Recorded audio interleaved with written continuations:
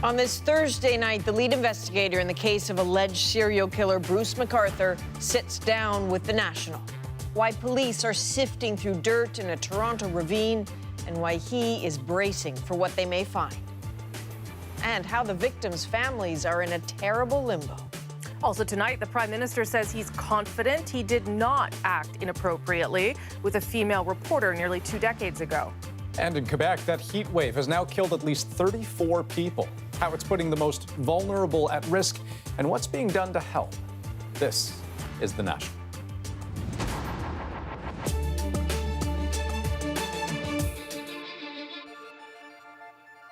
You're about to get an extremely close-up view of a crime scene. Now, that's rare at any time, and this is not just any crime. As Toronto police forge ahead with their months-long probe of alleged serial killer Bruce McArthur, they have found another disturbing clue. Joanna Remiliotis is on the case for us. The access granted by the lead detective on the case was extraordinary and unexpected. You're a brave man. And only adds to how grisly this investigation continues to be. A day after they started digging, looking for anything from a skull to a tooth, police confirm they've found remains in one of 2 piles of compost accused serial killer Bruce McArthur may have dumped here. They're digging further up in what's essentially a compost pile and loading what they find into buckets, bringing it down to the tables and sifting through it and looking for any further human remains. Police dogs led the team of forensic experts here, a ravine behind the home where McArthur stored his landscaping tools. The same place where police found the dismembered remains of 7 men in planters stored in the garage. Police won't elaborate on what the new discovery is, but seem confident it's connected to the case. We're going to have some work to do identifying those remains, linking them to the McArthur investigation, but I think geographically where the remains were found, we're not going to have much of an issue doing that. Any new remains may trigger new leads or fill in some blanks. Some of the identified victims' remains found in those planters aren't complete, and the remains of Majid Kayhan, one of the 8 men McArthur is accused of killing, haven't been identified yet. There's also the grim possibility there may be other victims. Later at police headquarters, Nsinga says he's ruling nothing out. If there's a 9th victim or a 10th victim or 11th victim found at Mallory, and then we have to identify them, look at the circumstances of their deaths and any associations and decide if charges are going to be laid. It has been a meticulous investigation. Police spent months in McArthur's apartment and are poring over the hundreds of pieces of evidence seized there and from inside the home at Mallory Crescent, evidence that could lead to more charges.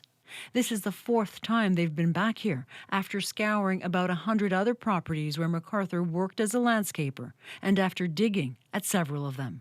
I want to leave no stone unturned in the investigation, so it'll take as long as we have to take. Could there be an end in sight? Then there could be, but if there's any more avenues that have opened up, we'll follow those avenues. And Joanna is here with us now. Joanna, obviously this isn't over yet, but there do seem to be a lot of questions about whether this investigation should have started much sooner. Right. An independent review into how Toronto police are looking or have looked into missing persons investigations is being set up now, because some of McArthur's victims went missing nearly a decade ago. And community leaders have been saying for years that police didn't take their cases seriously enough because of their sexuality and their race. And here's a clip from a community leader who is one of the main voices calling for that review. What does it really take for them to take it seriously? And again, like I said, I'm working with the police now, and we're working in partnership. We're trying to build that trust level. And we want to also be a source where people who are facing these things can actually come to us and then work through us to report to the police. But I still can't ignore the fact of that bias still being there. And again, until the review proves differently, I'm going to have to stick to my theory. So he talks about working with police, but is his group also working with the victims' families on this? They are. They're trying to raise money, in some cases for to help the families get visas, travel costs, covering funeral costs. But the family members they've spoken to and family members that I've spoken to are all in a very similar awful position. It's this awful holding pattern, not only dealing with the information of what happened to their loved ones, but not really being able to move on with any sort of ritual, a funeral, a memorial service, because the remains of the victims are still with the coroner and will be there for as long as this investigation continues. And at this point, it's probably not before the fall before police start releasing some of those remains to some families. Oh, terrible wait. Joanna, thanks very much. Thank you. Here's what else we're working on tonight on The National. A change in tone from the Prime Minister about an allegation of misconduct from years ago. Plus, the story of two children separated from their mother at the U.S. border, held for more than a month at a shelter until today. But first, at least 34 deaths are now being linked to the stifling temperatures and high humidity hitting parts of Quebec. It's one of the worst heat waves to hit Canada in decades. Every death is a death that we don't want. It's been going on for almost a week now. Record-shattering temperatures gripping Quebec and parts of Ontario. And the number of deaths in Quebec continues to rise. I'm not pleased about that. Every death, I would not like my mother to die, because it's too hot today. But there's some people that are more vulnerable. Health officials say the deaths fit the profile of those who are most at risk. Not a single one had air conditioning in their home. Most had chronic health issues, and many were over the age of 65. Now, the number of dead may seem startlingly high in Quebec, but that doesn't mean people aren't dying elsewhere too, or that Quebecers are somehow more vulnerable. Deaths are tracked differently, province to province. For example, we won't even get data from Ontario until the fall. Compare that to Quebec, where emergency officials are required to proactively track heat-related illnesses and deaths when they happen. That was a measure they introduced after a deadly heat wave in 2010, when the intense heat killed more than 100 people. What's more, in that heat wave 8 years ago, at least 11 of those people killed lived on the streets. So what's the government doing to protect the most vulnerable this time around? Our Jayla Bernstein found out. Maurice Richard lived in Florida for years. He's never had a problem with the heat until this week. The truck was over there, and when I came here, I just fell on one knee. He was moving out of his room here at transitional housing to a new apartment of his own when he says he suddenly felt faint. The 64-year-old says he's lucky staff members saw what was happening in time. And they saw the color, that's what they told me. They said, "Oh, you don't look good." And that's when they told me, "No, sit down." He's been following the tragic turn the heat wave has taken. Just knowing that could have happened to me, and I think it's very hard to, especially people like me that don't have family, and I think those are the unfortunate that probably passed away. Also keeping an eye on some of the city's most vulnerable is this team patrolling from the shelter. Most of what I'm trying to find out is people sleeping. When they are sleeping, you don't know if they just passed out or whatever. We're going slowly and trying to find people where they can hide, and we stop, try to talk with them. On m'appelle maman. On m'appelle maman. They call me mom, says Yolette Jean, and they're usually happy to see me. I'm happy to say that, to my knowledge, no one who uses our resources is amongst the fatalities that we've experienced here in Montreal. As for Richard, his move's on hold until tomorrow, when the heat is expected to break. He hopes his story serves as a warning for others. Jayla Bernstein, CBC News, Montreal. Now, we mentioned how those who died in Quebec didn't have air conditioning. And you might be surprised to learn that in Canada's two biggest provinces, Quebec and Ontario, there are no regulations requiring a person's room in a nursing home or even a hospital to have air conditioning at all. You feel uncomfortable and you sweat a lot. And if you already feel bad because of your sickness, then it just makes things worse. Staff and patients are calling the conditions at this Montreal hospital unbearable. I had to buy a big fan for my room just to be comfortable. Officials admit the heat wave's been difficult for patients, but they also say this is one of the oldest hospitals in Quebec. There is a plan to install air conditioning in all rooms, but only eventually, and certainly not tomorrow. Dad was getting sick. The day I brought them home, he was vomiting from the heat stress. Meanwhile, this Ottawa woman felt she had no choice but to get her elderly parents out of their nursing home because the extreme heat has made it unlivable. We asked if we could put in portable air conditioners, and we were told the electrical wouldn't handle it. The rule is long-term care facilities in Ontario and Quebec do need to have some air-conditioned common areas, but in both provinces, there's no law requiring air conditioning in bedrooms. But Rosie, maybe I'll end with one positive note. Things should cool down quite a bit overnight. Oh, I'm so looking forward to that here in Ottawa as well. Okay, let's turn now to a high-profile meeting that happened in this province today. Justin Trudeau met with Ontario's new premier for the first time since Doug Ford took office. The two leaders have a lot of pressing issues in common, but their talk was overshadowed a little bit. That's because the Prime Minister was asked once again about an allegation of misconduct. Catherine Cullen compares his response with what he said before.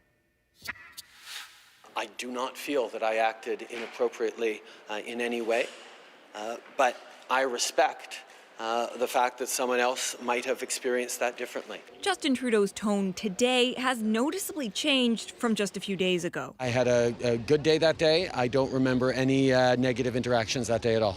That kind of lawyerly language was criticized, with some saying they just didn't buy his answer. The allegation dates back to a BC festival in August of 2000, well before Trudeau entered politics. The next day, an unsigned editorial appeared in the local newspaper, the Creston Valley Advance. It accused Trudeau of groping and inappropriately handling an unnamed young female reporter. There were no other specifics about the alleged physical contact.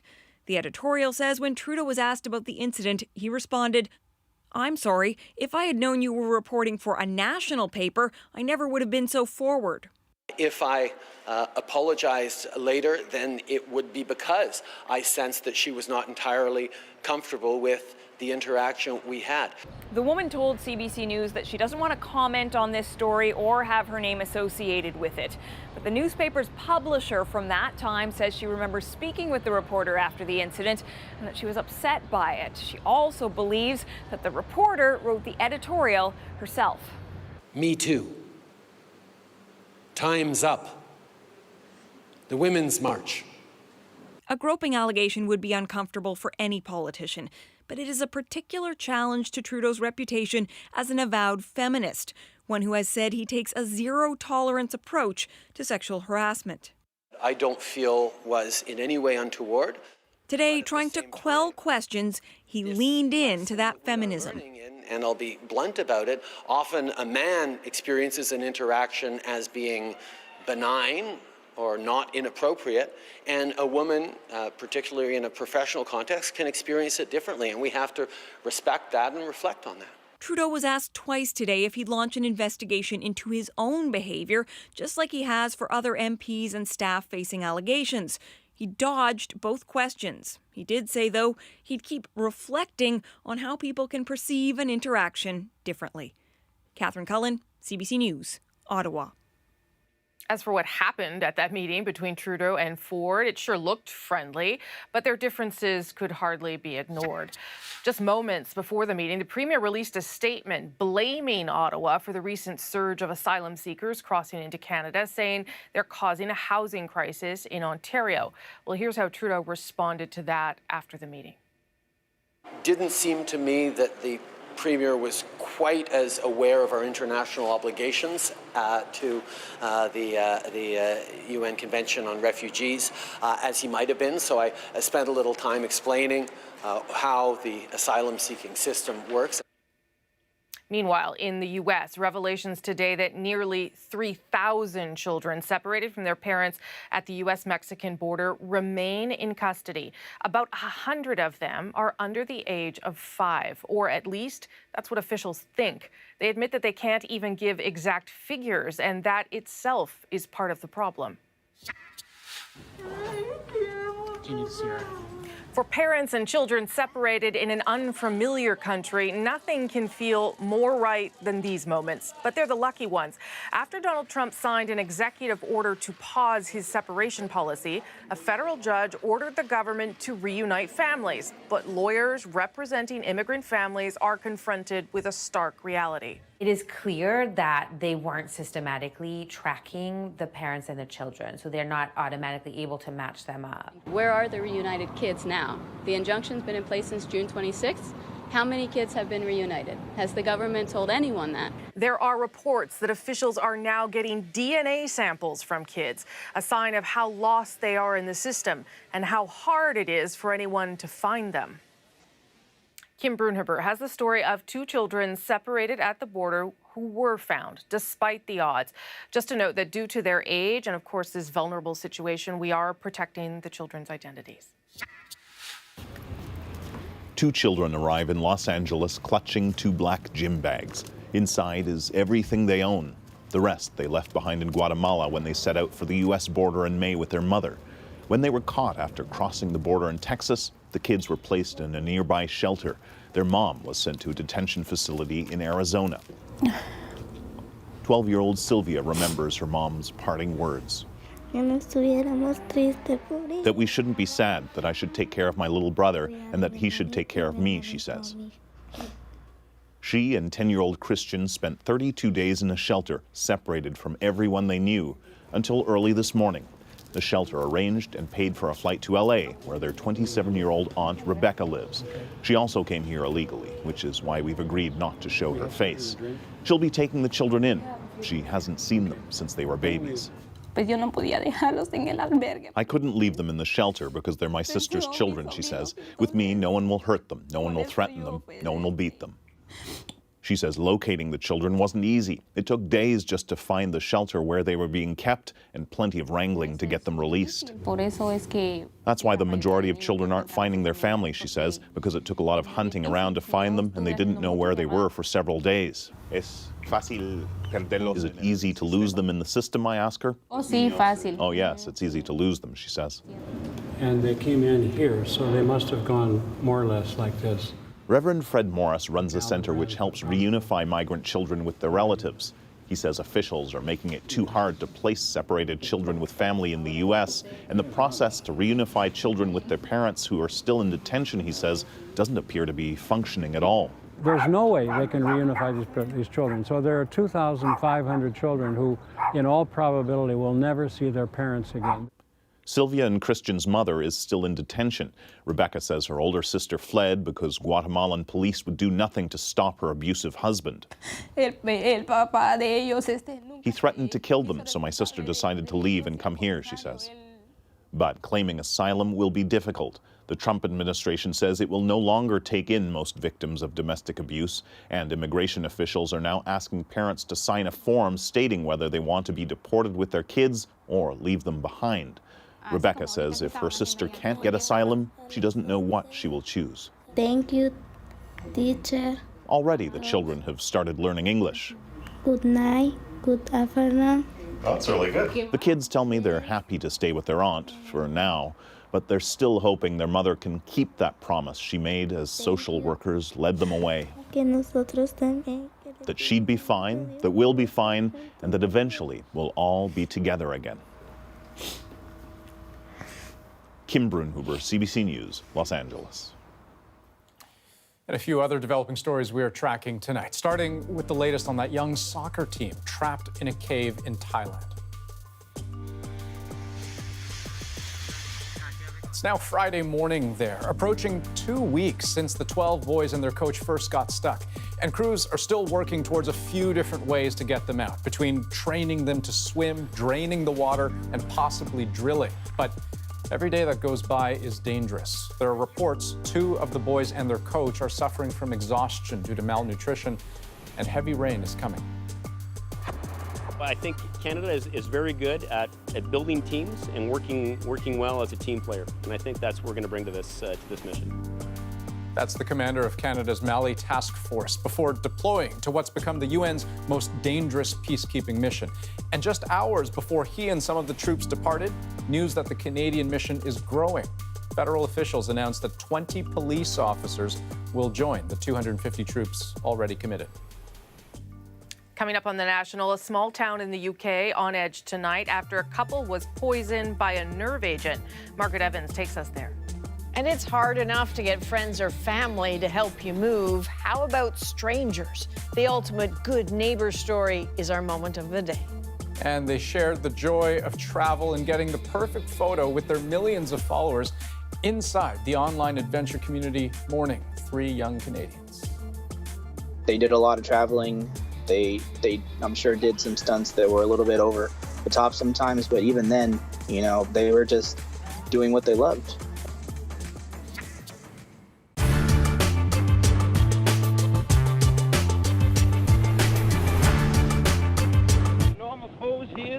News reporting is never a 9-to-5 job. Newsmen are at work around the clock in a variety of locations. Reflector fit, here a bit, that's good.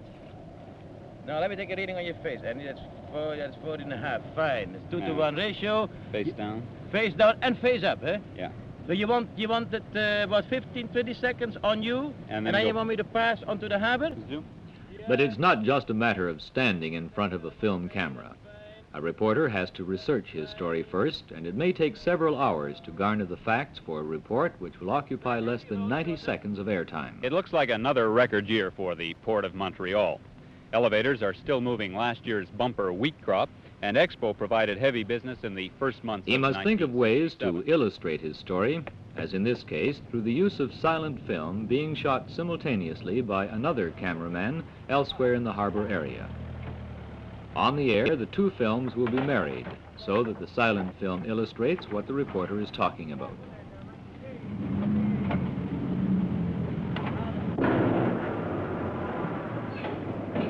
I came to Chicago after being in Boston. And these days, the job of TV reporter isn't solely a man's domain. This girl was one of the first women TV reporters in Canada. She came to television via newspaper work and quickly found a niche doing interviews from a woman's angle. News can be a rough business, however, and a girl reporter must be equally adept at covering everything from a fashion show to a prison riot. It's in an interview such as this, however, that she can probably draw more information from her subject than a wide-eyed male counterpart ever would. Before you decide to become a bunny? Well, oddly enough, I was a school teacher. I taught in a high school just outside of Boston in a very little tiny town, taught speech, drama, and English.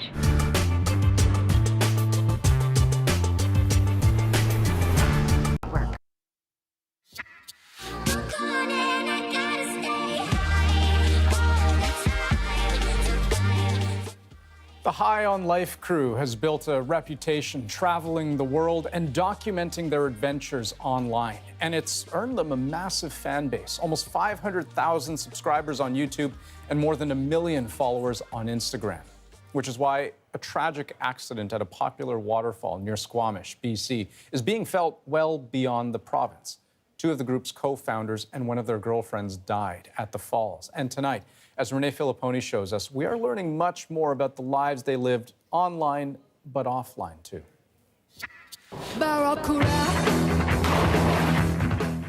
Taken in exotic locations, the videos are stunning. The stunts, risky. Today, family, friends, and fans of the Instagram stars and video bloggers are remembering Riker Gamble, Alexei Lyak, and Megan Scraper. This is where the group was swimming on Tuesday. Search and rescue crews say the danger level here is very high. According to witnesses, Scraper fell over this edge first, falling 30 meters into another pool. Gamble and Lyak tried to save her. I would call him a hero, and the other people that knew him would feel the same. I'm going to counter the bodies. Gamble boxed at this gym. Coach Brian Grant said not only was he great in the ring, he also volunteered with a program to help at-risk youth. Riker always came with a great attitude, with a great sense of humor. We started out just trying to travel and offset our expenses so we could go around the world and make content. Gamble and Lyak made news in 2016. They were charged in the U.S. for entering a restricted area of Yellowstone National Park to take pictures. They apologized, but getting the perfect photo is what made them so popular.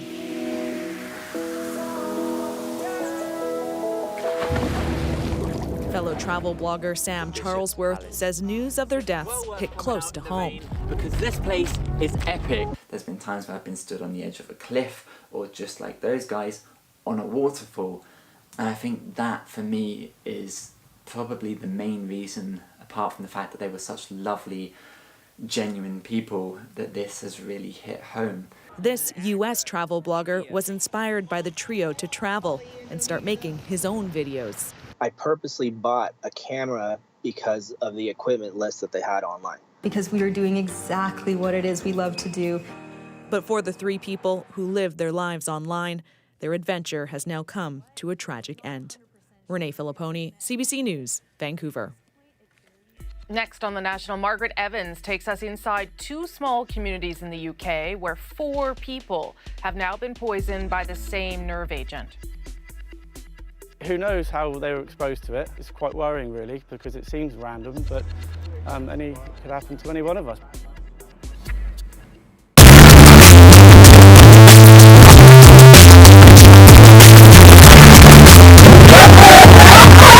I was dancing since I was little, since I could walk, from what I'm told. I remember being about 7 or 8 years old, and my father asking me what dance I'd like to do as we were at a powwow. And I remember seeing Jim was just dancing, and he was like, I want to do that. So my dad, my father went out and got all the accessories and the dress made for me, and by the next day I was dancing.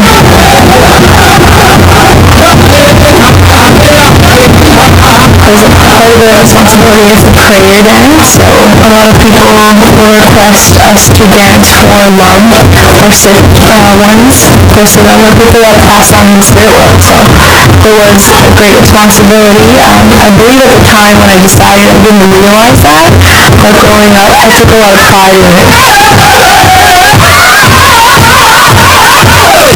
For me, it feels like I'm in my element. Love that she incorporated these from designs. You're in your best form of yourself, and you just have this whole new confidence just by being able to put on things that you either created or had someone create for you, or the stories behind everything. So when you're all geared up, you just are filled with so much pride. And for me, I go out there and I represent my people, my nation. I represent myself. I represent my family. So it's really rewarding.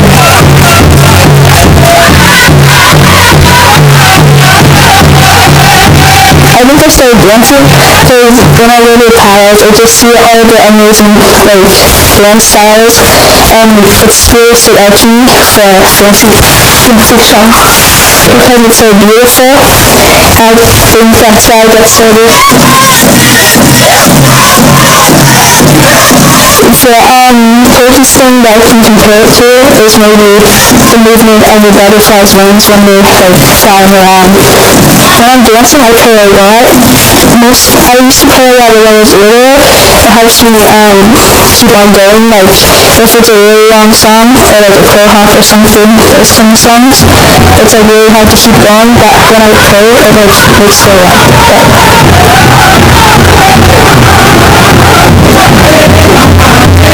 Sometimes if I go to a power far away where nobody else is, I know, around here we have a power family, but if I go somewhere else, there's not much people I know, I get nervous, and when I start dancing, I'm on it. When you design and when you want a regalia, or you envision that, it comes from, I guess, an interpretation of yourself and the things that you like, and I guess the colors you enjoy and the styles. This dress is solely based around the same word the Indigenous women. Everything from the bias cuts, the bias tapes, to the cuts and zippers, all completely red to represent that. Typically, on all my journal dresses, I like to take that time of attaching poems to set intentions and prayers. I think the point of it all is feeling emotion and happiness. and it's even a great responsibility to feel sorrow and pain and sadness. I think that people just dancers, they like to feel, they need to feel in order to be able to, send out these prayers and positive vibes.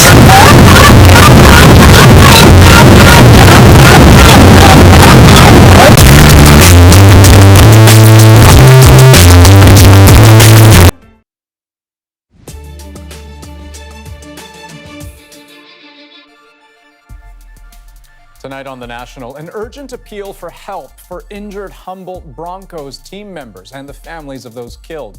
They're hoping for an advance on some of the $15 million raised in that GoFundMe campaign after the team's horrible bus crash. It's to cover funeral costs, time off work, and other expenses. And the families are asking for $50,000 each as soon as possible. As for the rest of the money, well over $10 million, how that gets divided is still being worked out. Check out this video from Arizona today. That is a wall of dust rolling through a valley just south of Phoenix. The National Weather Service put out a dust storm alert, warning people to drive carefully as it passed through. After months of ethics scandals, the head of the United States EPA, the Environmental Protection Agency, has resigned. During his time in cabinet, Scott Pruitt was instrumental in rolling back environmental regulations, something that endeared him to the president. But he reportedly lost favor. He'd been accused of lavish spending on security and flying first class on the taxpayers' dime. And here's a look at what will soon be flying high in the sky over London. The giant balloon dubbed Trump Baby was given the green light today. It'll fly near British Parliament next Friday when Donald Trump himself is scheduled to visit. Worth noting, he and London's mayor don't exactly get along, and it was the mayor who approved the request to fly the balloon. British investigators confirmed today that 2 people who were struck by the deadly nerve agent, Novichok, came into contact with the poison by handling some sort of contaminated object. But finding it may be almost impossible. The nature of a nerve agent such as Novichok is it is an absolute tiny needle in a very large haystack that we have to find. Paramedics were called to a home in Amesbury on Saturday after getting a report that a woman had collapsed. They returned later that day when a man also got sick. The 2 victims are now in critical condition in hospital in Salisbury, where an attack against a former Russian spy took place 4 months ago. Salisbury is a short distance from Amesbury, and British media are reporting the 2 victims took a round trip to Salisbury on Friday, the day before they were rushed to hospital. Now people in both communities are afraid. The CBC's Margaret Evans spoke to some residents today.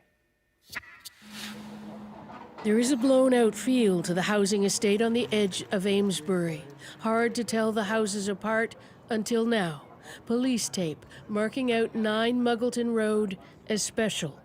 This is where Don Sturgis and Charlie Rowley, now known to have been poisoned by the nerve agent Novichok, fell ill. Who knows how they were exposed to it? It's quite worrying, really, because it seems random, but it could happen to any one of us by the looks of things. Scotland Yard believes the couple came into contact with the nerve agent by accident, handling a contaminated item, but they haven't said what.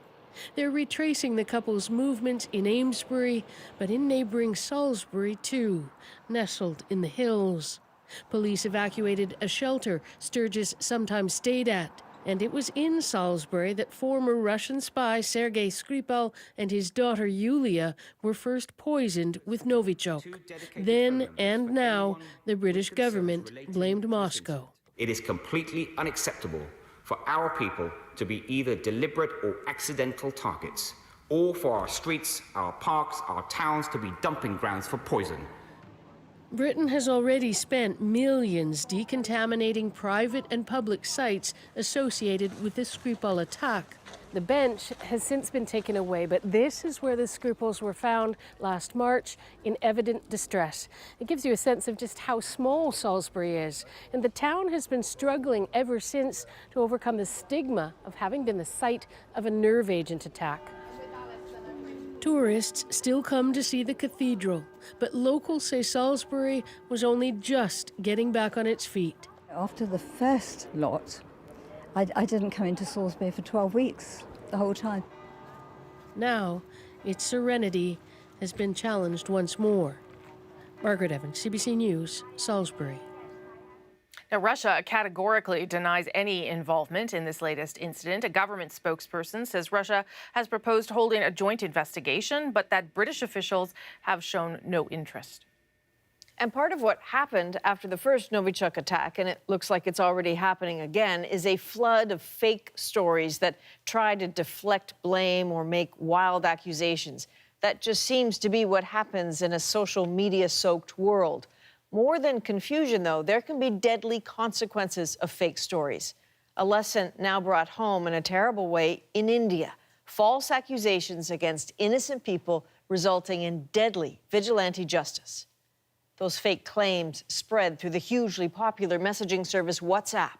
This week, the Indian government unleashed a stern warning.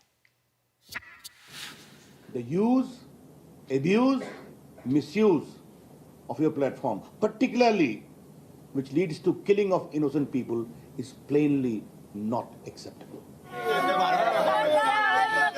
The latest attacks happened on the weekend. 5 people were lynched after they were accused by a crowd of being child kidnappers.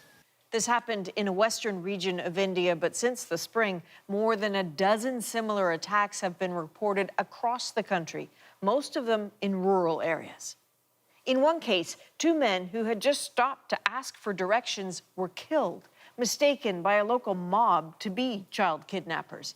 They got that idea from this video distributed by vigilantes looking to find the men on the motorcycles. But that video, spread largely on WhatsApp, was actually a public service ad trying to combat kidnapping. The pictures totally taken out of context.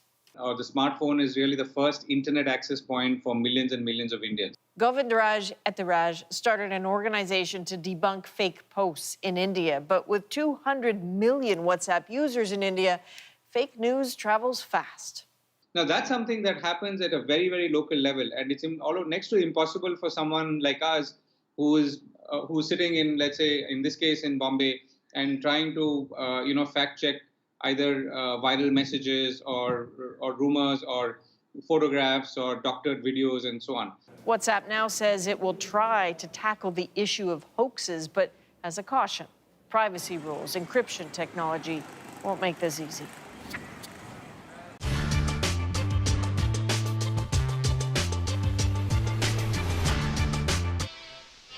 Tonight, Front Page Challenge welcomes in person Reverend Martin Luther King. Dr. King, if you were in charge of rectifying this situation, what decisions would you make? How can we best rectify the whole problem of segregation? Well, I think it will entail many forces working together. There isn't one answer or one force that will solve the problem. I think it means that the federal government will have to do a great deal in taking a positive, forthright stand. The moderates of the white South will have to become more courageous and positive in their stands, and liberals all over the country. And I think the church, religious organizations have a great deal to do in this period of transition. And the attitude of the Negro himself, he must be firm, he must work continuously for first-class citizenship, but certainly he must not use second-class methods to gain it. I think the methods are very important in thinking in terms of the end. Well, what do you mean by second-class methods? Well, I would think of violence as a second-class method. I would think of hatred as a second-class method. It seems to me that it is possible to move on toward the goal of justice with wise restraint and calm reasonableness, not compromising principles and never capitulating to the whims and caprices of the guardians of a deadening status quo, but at the same time maintaining a positive attitude of goodwill. Dr. King, how long do you think it will be before the Negro in the southern states attains racial equality, social equality? Well, I would have to make a distinction here between desegregation and integration. Now, on the question of desegregation, I think within 10 or 15 years, we will achieve desegregation. We will break down the legal barriers in almost all areas, except in the most remote situations. Now, when we think in terms of integration, which is genuine intergroup, interpersonal living, that will take longer. I think, however, before the turn of the century, we will have moved a great deal toward an integrated society. Do you believe, Dr. King, that racial and religious prejudice, generally speaking, feeds on ignorance? Well, I think so. I think this is certainly... Ignorance on both sides, I mean. Pardon? Ignorance on both sides. Yes, I think so. Dr. King, you mentioned the church's role in this. Some of the churches in the South are still segregated, aren't they? Oh yes, by and large, the churches in the South are segregated. How can they preach the Christian religion and segregate people? This must seem ironic to you as a minister yourself. Yes, it is, but this is a perennial problem, this whole problem of the gulf or the gap between our profession and our practice.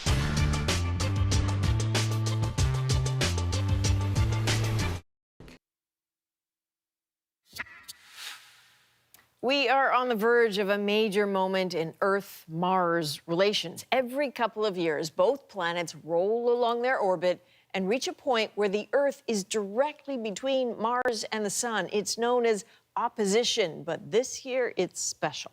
On July 27th, opposition will bring our two planets extra close, just 57.6 million kilometers away. It sounds far, but the average distance between Earth and Mars is 4 times that. The next time we get this close is 2035. Now, the only way to get closer to Mars is to go there. Back in April, Paul Hunter gave us an inside look at efforts to reach the red planet, and here's an encore presentation.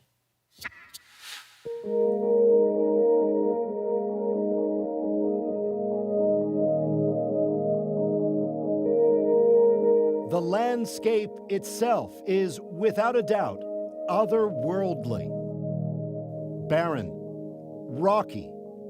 Mars, at least for now, remains a place untouched by humans. But, just so you know, this isn't Mars. Those tiny yellow specks on the hilltop, those are humans. And this is Hawaii, on the shoulder of an active volcano. Those humans are volunteers who've departed Earth, sort of. What I miss most about my life back on Earth is my fiance. I miss all of those little moments during the day that you have together. So we're here at a mock Mars simulation. I think I can speak for everybody that we all would go to Mars. You know, we're living the astronaut life here. 6 people who last year agreed to live together like this for 8 months as if they were actually in a habitat on faraway Mars. And as it would be if they were on Mars, all of the video was taken by those at the habitat for CBC News. Bye, CBC. I love you. All communications, our interviews, even emails are on a lengthy time delay. So the whole thing is an exercise in kind of patience and humility and doing your best to find out what parts of you need to pull out and amplify and what parts you need to pull back a little bit so that you can be the best crew member, teammate for the rest of your crew members. The experiment is funded by NASA as it considers an actual mission to the planet, one of near countless projects underway with that goal. So, they grow their own food, just like in the movies, and they conduct science experiments, just like they would on Mars. But the key aspect is testing interactions and behaviors under stress, because in theory, they're millions of kilometers from anyone else. Supplies are sent in periodically, but otherwise they're on their own. Oh, that's so horrible. No matter the challenges, big or small. My worst moment was probably being stuck in the airlock with a lot of poo. And forget about feeling the sun or a cool breeze. Every time they go outside, they have to suit up for real. It's hard slogging. But one conclusion they've all reached is that getting to Mars is 100% achievable. It's definitely not a pipe dream. It sounds like a lot, but I think we'll get there eventually in a very little bit of time. The pieces are out on the table. It's putting that puzzle together. That will happen relatively soon, I believe. I think that technically we can absolutely go in my lifetime. I think that we could start working now if we needed to. Like, it's a matter of how much risk are you willing to accept for the people who go. And this is where it's like sitting outside just looking at the rocks and being like, you know what, it really does feel like Mars. Martha Lenio, now back at her home in Waterloo, Ontario, lived in that habitat on an earlier 8-month mission. How did you not go stir crazy? Having very good crewmates. She emphasizes that as engineers work on the technical challenges of getting to Mars, it's equally important to sort out the psychological ones. The goal is to figure out how you pick a crew and support a crew for these long duration isolated space missions so that people won't go crazy and kill each other, because you're going to be confined in a small space with 5 other people for up to 3 years. So that does take a fair bit of social ability. And so they're studying you, basically? Yeah, we're the guinea pigs in a psychology experiment. Viking Lander 1 has safely landed on the surface. It's not like there isn't already stuff on Mars. NASA's Viking Explorer got there in the 1970s and sent back these images. Other robotic missions have followed. These images, each of them stunning, were taken not long ago by NASA's latest Mars rover, the Curiosity. But getting people to Mars and then home safely to Earth is a whole other matter. So, thousands of kilometers from that habitat in Hawaii, at the Johnson Space Center in Houston, NASA engineers whose job it is to think the unthinkable and who are busy on all kinds of things these days include Mars on their interplanetary to-do list. We're an electric spacecraft, right? So we have solar arrays on the service module. That's a mock-up of a space capsule called Orion. Najud Meranci leads its development and gave us a peek inside. It's about the size of 2 minivans, and when it's finished, is meant to get astronauts out beyond Earth's orbit for the first time since the days of Apollo, taking the first step toward Mars. But that's the easy part. Challenges in deep space loom. Radiation, illnesses, fuel, just one chance at a safe landing, and then the rest of it. You're going to need a big habitat. We're going to need big solar cells, systems, power, food, water, all those things. And then you're going to need a rocket to get them back off the surface of Mars. So all of that has to be there even before the crew arrives, because you can't have it show up later. And remember that time delay communicating with Earth? So that means if I told you there's an emergency on the spaceship, the ground team would not know that it's happening until 12 minutes later. And if they had an instruction to send back, it'd be another 12 minutes to get back. If there's a fire, if there's a leak, all of those things have to be dealt with by the crew independently, which is certainly a challenge we haven't faced in any human spaceflight so far. And there's been a lot of challenges, but the ground's able to assist. It sounds daunting. It is. But NASA's gigantic complex in Houston is littered with evidence it's managed daunting challenges before. That's a Saturn V at an on-site museum, the kind of rocket they once used for that other dream, getting to the moon. Meanwhile, just down the street a ways, more evidence NASA's now looking much further afield. We're told to please keep our voices quiet. And that's what's going on behind us right now. These are the people in there, right? Yes, that's correct. We have surveillance cameras inside the habitat. Another habitat with more volunteers inside, this time as if in a spaceship flying toward an asteroid, the kind of trip that might one day target Mars. We had a tour of the simulated mission control with NASA's Andy Self. The thing about this is, unlike a normal mission control, here, they are actually right there. Yes. Like, that's how close we are. That's them, right? We're about 30 feet away. Yeah. Wow. For this test, the volunteers are inside with no windows, just cameras and each other, ostensibly en route and isolated for 45 days. Can we get a status? NASA experts watch how they get along. Unlike the habitat in Hawaii, for those simply flying through space, there's much less to occupy the time. So they're studied to see how pure monotony might affect their thinking and actions. It's basically looking at human nature, seeing how it may unfold, and then countermeasuring it to ensure that it doesn't pose a risk to the mission. And then there's the biggest challenge of all, money. On that, NASA's been busy with traveling exhibits, promoting even the idea of spending the billions of dollars such a trip would cost. Check this theoretical Mars vehicle, a crowd pleaser aimed at winning the hearts and minds of, taxpayers and their kids. You guys could be the first ones on Mars. How cool is that? Public support is crucial.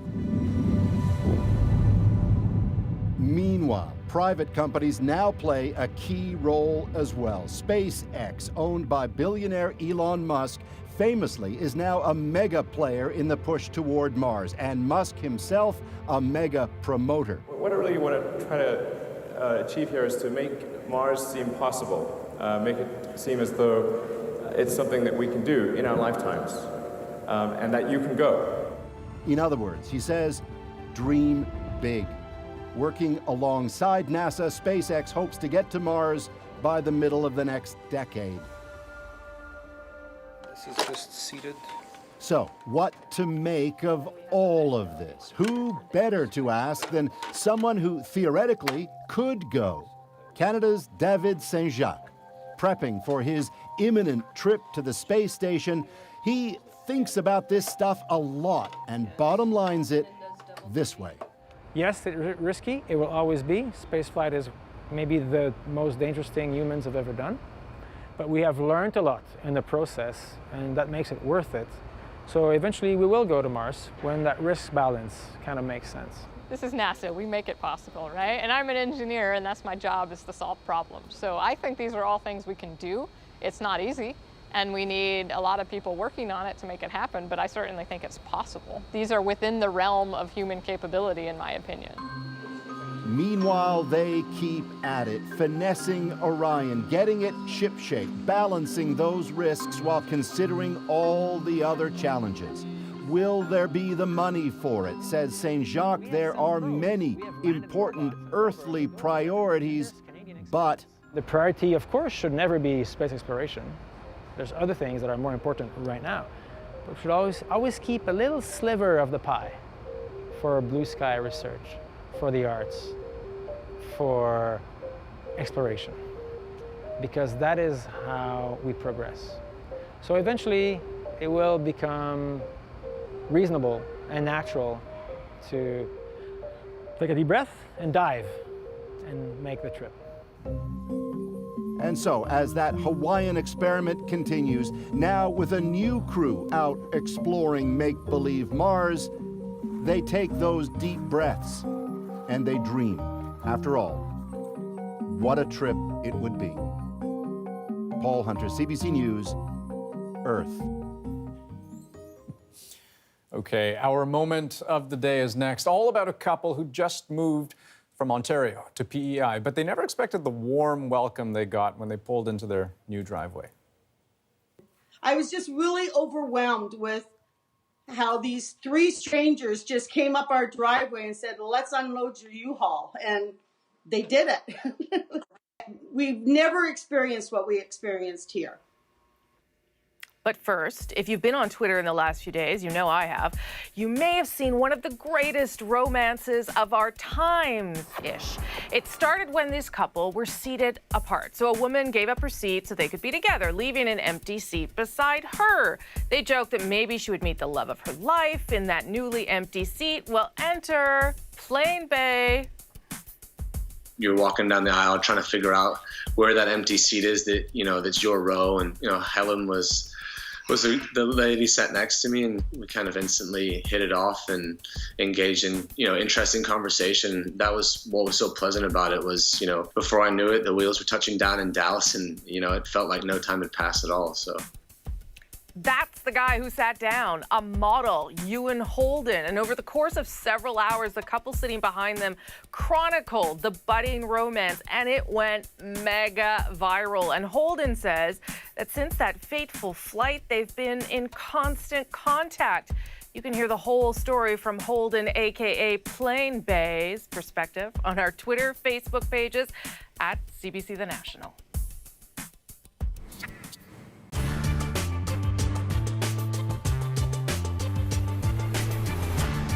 All right, okay, you got it. Move it. Woo! Yeah. And here we go. It's front. And front.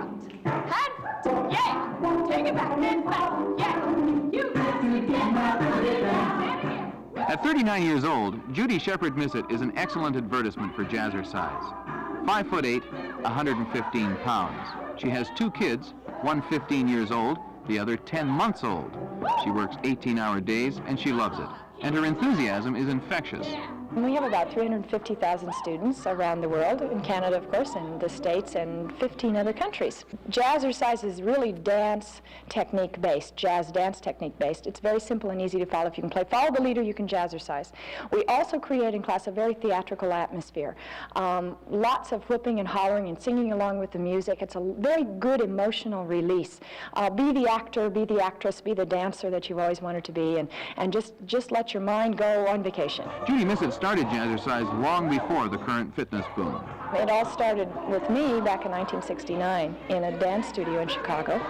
And I saw a lot of people coming through my class, a jazz dance class, that weren't staying. And I attributed that to the fact that dance is a very disciplined, very restricted art form. And many were there just to get fit and to have fun and feel the joy of movement.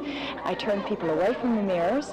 I was indeed their mirror. I gave them lots of positive encouragement and made the movements very simple and easy to follow, yet still with the feeling of dance, and it worked.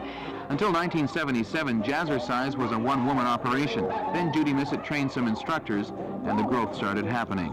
Jazzercise came to Canada in 1980 with Lynn Morgan, and now 11,000 students in the Vancouver area are dancing to the Jazzercise beat. It's for every type of person, young, old, of fit condition, of non-fit condition, dancers and non-dancers. People who want to be active, who like to dance, whose husbands may not take them dancing, and they have a good time while they're in class as well as getting fit. The program is physiologically sound, so we don't ask people to do something stupid. We ask people to do things that are good for their bodies.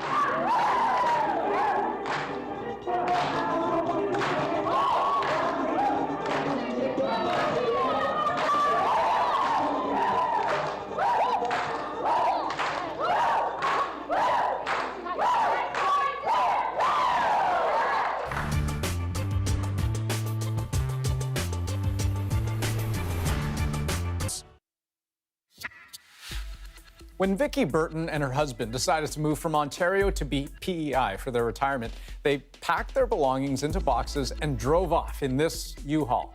They were expecting to tackle the big move on their own, but their new neighbors had other plans. And what happened next is our moment of the day. So you see this on TV, where you move into the house and these people are walking up to the door with their muffins and saying, "Welcome to the neighborhood." Next thing you know, we're in a U-Haul on our way here, pulled into the driveway, and my husband lifted up the back of the U-Haul and started opening a box, and this white SUV pulls up, and Dave gets out, shakes Kevin's hand and says, "Let's unload your truck." I saw them pulling up into the driveway, and Dave had notified me that they were going to need a hand. I gotta walk away because I'm going to start crying. I said, I can't believe how these guys are just picking up boxes and saying, where does this go? And then all I had to do was say, kitchen, upstairs, this room, and they just kept marching in and bringing it in. I knew they had no help to unload, so they're going to go down and give them a hand. It feels like home. It feels better than the home we've had before. Well, there's nothing like good old-fashioned human kindness. And I love how matter-of-fact they are. Just, well, I was notified that they arrived and they needed help, so we helped. Vicky says at the McCormick's, Dave said that started calling them islanders already, and that once again she's at a loss for words. Let's all move to PEI. I'm not sure they could take all of us. And Vicky, of course, is going to have them all over for dinner to thank them, because that's just what you do out there. Absolutely. Hey. That's the National for July 5th. Good night, everybody. Good night. Good night.